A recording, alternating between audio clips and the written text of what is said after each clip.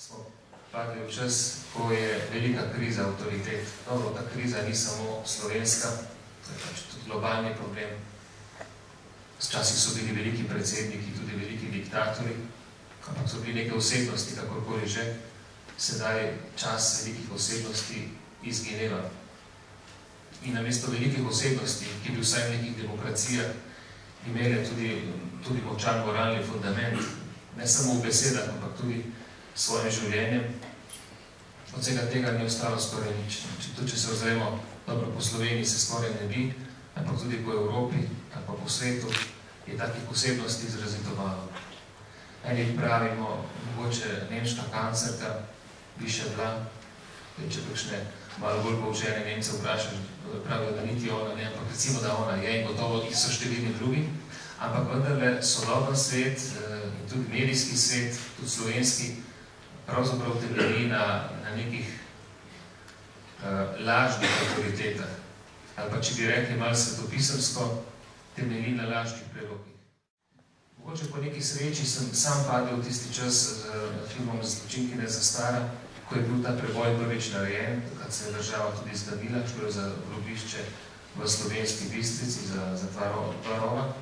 Takrat se zgane država, ustanovijo akcijo Sprava, policijsko akcijo, ki začne, ne bom rekel preganjati, ki so preganjali, ampak na nek način preiskovati zločince, trkati na vrata nekaterih gospodov, ki so bili takrat na odgovornih funkcijah, ampak seveda zaveza molka ni pripeljala nikamor. Gotovo je temelj spravnega procesa resnica. In kljub kritiki do medijev so odigrali pomemben del zgodbe, da bi resnica lahko prišla na dan.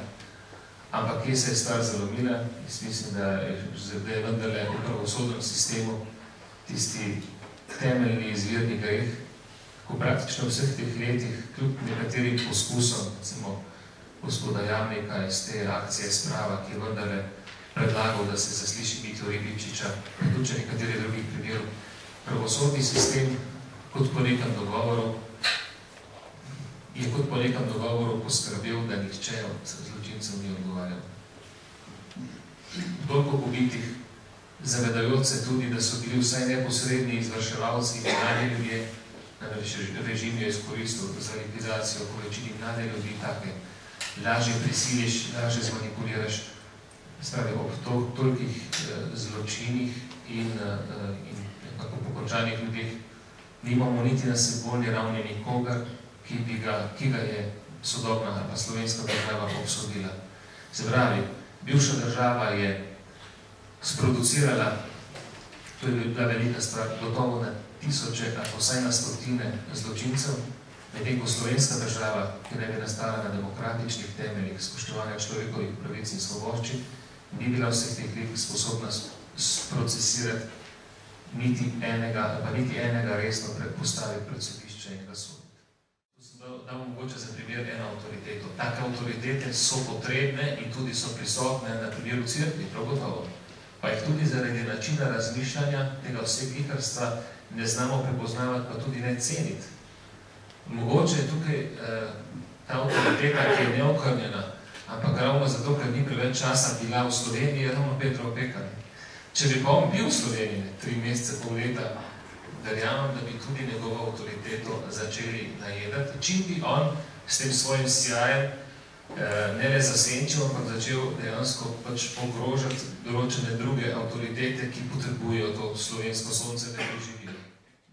Recimo tudi v primeru pokopa škofa Rožmana je bilo prvotno mišljeno, da se ga pokoplje brez pridige, brez nagovora.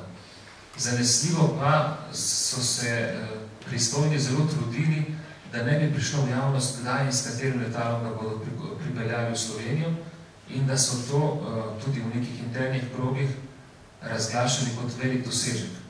Zakaj? Kaj pa on napačnega naredil?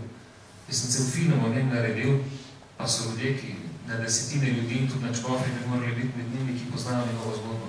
On ni storil vsega, kar bi bilo v tistem trenutku potrebno, ampak to pa zmore kaj takega. Ni pa delal, seveda, ni pa delal nemoralnih